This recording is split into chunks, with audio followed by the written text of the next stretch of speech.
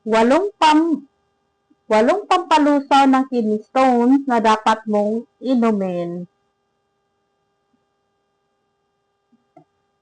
Hi guys! Magandang araw! Good afternoon everyone! Magandang araw sa lahat! Luzon, Visayas, Mindanao o saan man nakarating ang video ito o saan mga parte ng mundo. So good afternoon everyone! I'm Juliet Alcera, ang inyong ka-organic living at ka-health tips. Ako pala isang LPT, licensed professional teacher. So guys, ang topic natin for today is 8 pampalusaw ng kidney stones na dapat mong inumin. So good news. So, ito pala simple, organic, no? So, organic na pampalusaw ng ating bato, pampalusaw ng ating kidneys. Hindi mo na kailangang bumili ng gamot sa pharmacy dahil meron tayong organic dito. Kung sundin mo ito ay napaka-effective naman.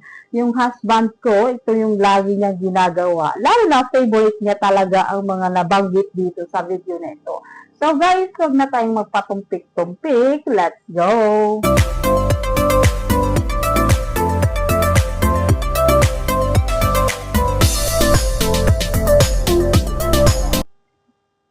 Health is wealth. Ika nga, health is wealth, pangalagaan natin ang ating kalusugan. Evergreen content. Ang content na ito ay para sa inyo. Evergreen content, hindi yung content na basta na lang. Ito yung content na meron kayong matutunan at meron kayong makukuhang magandang aral tungkol sa ating kalusugan. Para sa ating pangarap, sa ating pamilya, ingatan natin at pangalagaan natin ating sarili. Organic ang ito guys. So napakaganda nito, exciting. Napaka-exciting nito, no? So 8 pampalusaw ng kidney stone na dapat mong inumin. So number 1, calamansi water. So simple lang. Organic talaga, no? Organic talaga about health tips. Marami kayong makikita nitong calamansi. Pwede din sa inyong paligid kung meron kayong calamansi. Doon naman sa merkado, maraming mga lemon. So, gawin nyo 1 litro sa pitcher, maglagay kayo ng tubig malinis sa pitcher. 1 lemon, hiwa-hiwain nyo ng manipis at ilagay nyo sa loob ng pitcher. Ibabad nyo ng ilang minuto, tapos yun na yun yung inumin nyo bawat araw. Maghapon, yun na yung pinakatubig nyo. Promise, pinaflush nito ang mga bato-bato sa loob ng ating katawan. So, mawawala at matutunaw, malulusaw yan, no? Gawin nyo yan guys, proven and tested talaga. Dahil yung mister ko, naninilaw na yung katawan niya dahil sa kidney. At sinugod na siya dun sa hospital dahil sobra na yung naramdaman niya. Hindi na siya makabangon o makabuhat dahil sa kidney. Pero dahil sa organic na ito, organic health tips, ginawa niya ito na bawasan, nalusaw yung mga bato, no? Yung bato dun sa kidney, yung kidney stone niya. So, calamansi water, isa ito sa pinakamadaling gawin at magandang idagdag sa daily routine. O, araw-araw itong ginagawa. Alam niyo guys, meron type, pag hindi kayo makabili ng lemon dun sa merkado, pag meron din kayong calamansi dun sa bahay, pwede rin yun. Meron kami dito calamansi, no? Yung dwarf, sobrang dami. Pag-uwi niya ng mister ko, iniinom gumagawa yun siya ng yung water, 1 basong tubig. Siya ng yung limonada, yung tubig na may calamansi, iniinom niya. Hindi rin siya mahilig sa may asukal. Tapos yung ginger tea, nilalagyan niya rin ng calamansi, yun ang hilig niya. So, sawa ng Diyos, lumiit at nalusaw yung mga bato-bato sa kanya, sa kidney. Ang calamansi ay may natural na citrate na tumutulong pigilin ang pagdikit-dikit ng calcium sa ihi. Isang pangunahing dahilan ng kidney stone, ano? Yung pala yung paglusaw, no? Paglusaw ng kidney stone natin. Dahil dito sa lemon o calamansi, organic lang, no? So, maaaring magagamot, no? Magagamot na ito. Nakakatulong din itong gawing mas mahirap mabuo ang ilang uri ng bato. So, ang calamansi o lemon, ay nakakatulong siya sa paghiwa-hiwalayin, hindi magkadikit-dikit ang calcium, ang hindi magkadikit-dikit ng calcium sa ihi, na isa rin pangunahing dahilan ng kidney stone. Ayun. So guys, bawat araw, hindi to siya nakaka-overdose. Araw-araw gawin natin ito, no? Para healthy. Ang gawin na lang, pigain ang 2 to 3 perasong kalamansi sa isang baso. So, yun na yung sinasabi ko sa inyo, di ba? Mahilig si Mr. sa isang baso, magpiga talaga.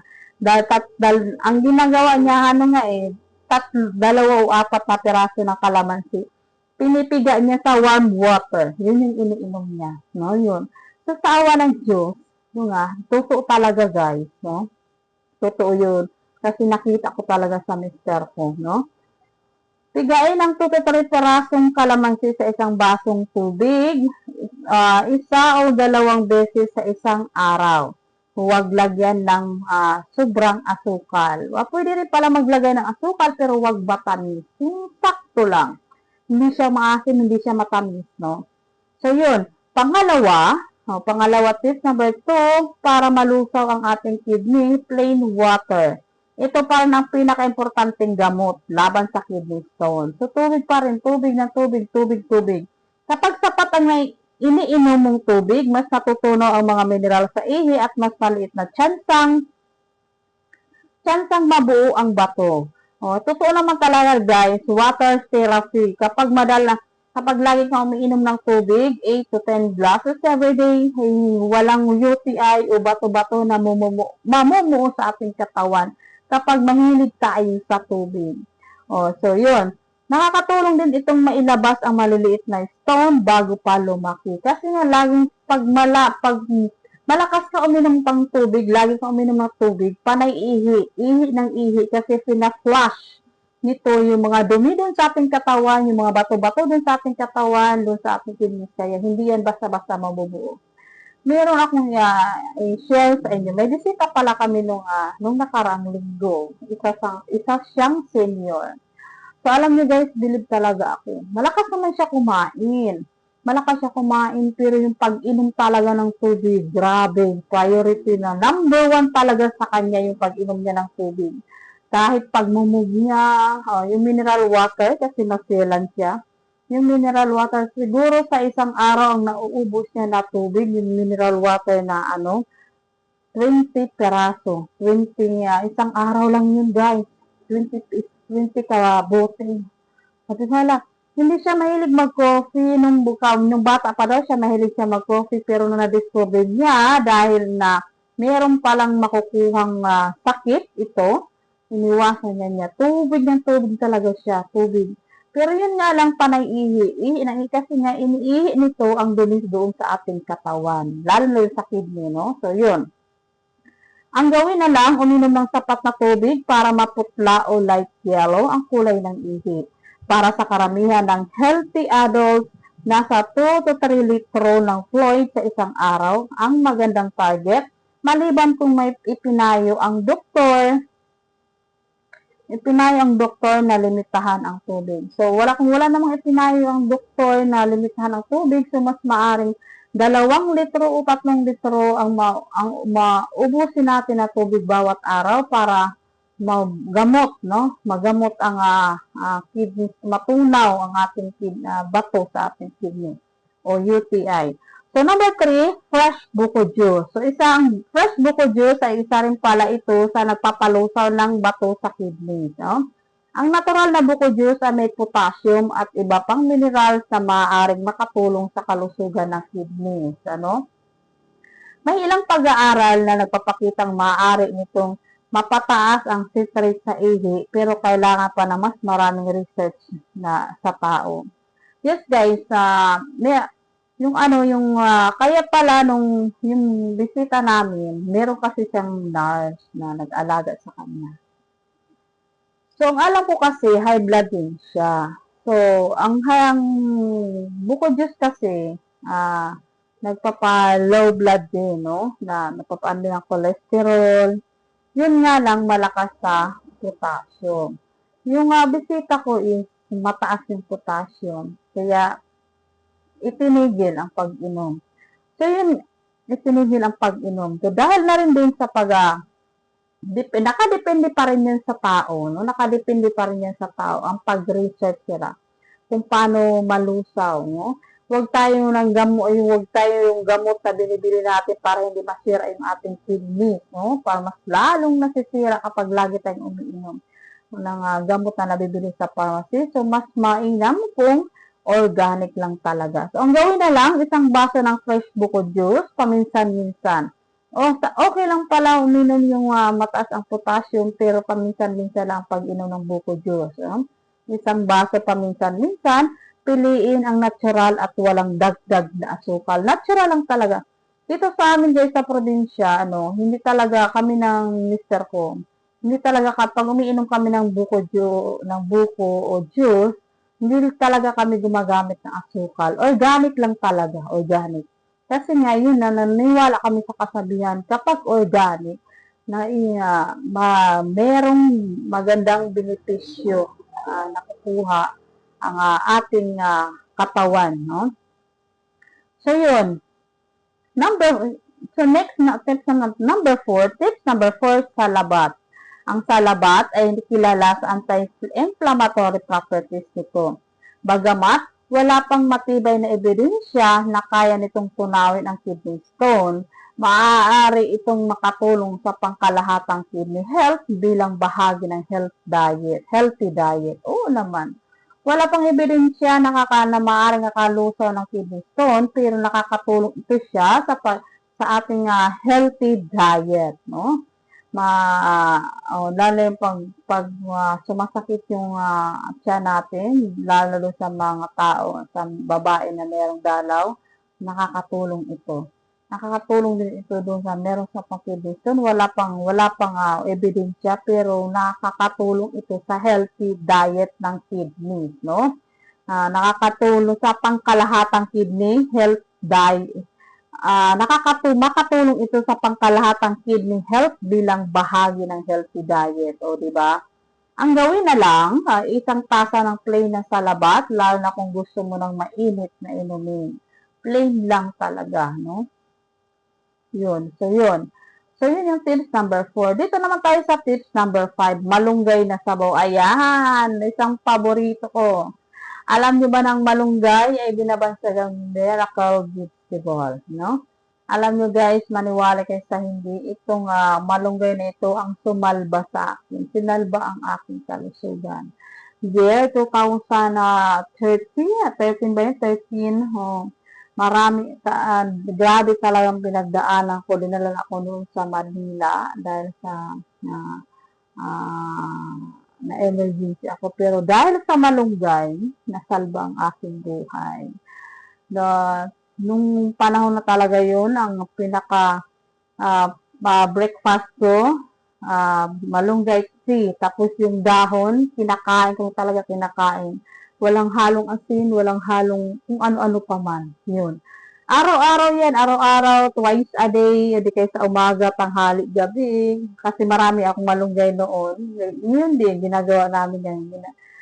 Malunggay, ginagawa namin sinister. Yun.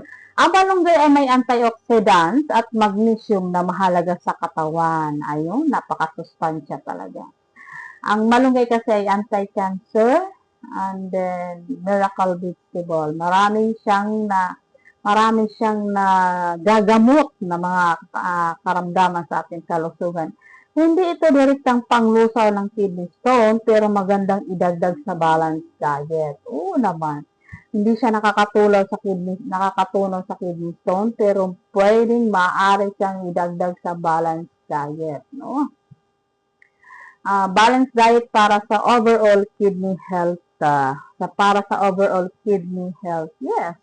Totoo yan kasi nga itong malunggay ay binabansagang miracle vegetable. Lahat ng klase ng sakit ay nagagamot niya, no?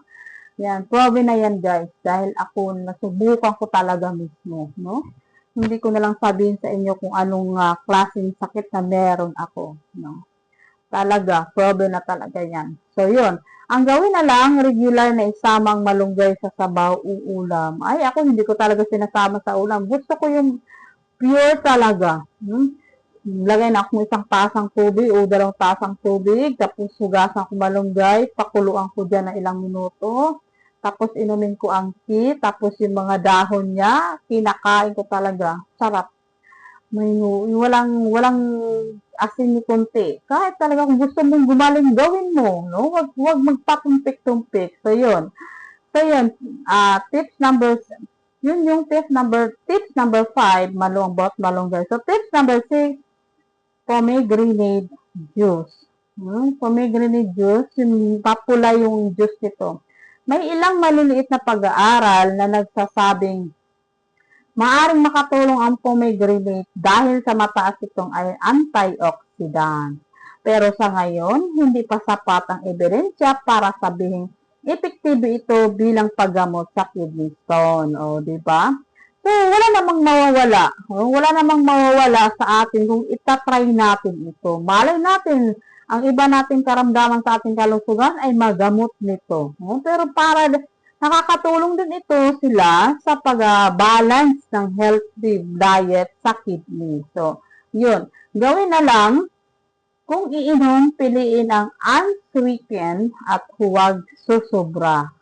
Moderate lang, katamtaman, huwag sobrahan, no? Kailangan tama lang, no? Para hindi rin na walang mawawala kung susubukan mo at sakto, baga balance, kaya moderate lang ang pagkain nito. So, yun.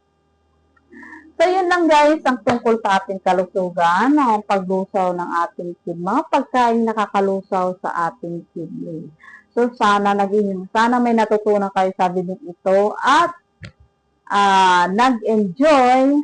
Sure ako, hindi masasayang inyong oras sa panonood nito dahil meron kayong magandang aral na matutunan tungkol sa video ito. So, yun lang. Hanggang dito na lang. Sana nag-enjoy kayo. Pa-subscribe, pa-comment, and pa-share na rin para meron ding makukuhang magandang information ang iba. No? So, yun lang. Bye-bye. Thank you for watching.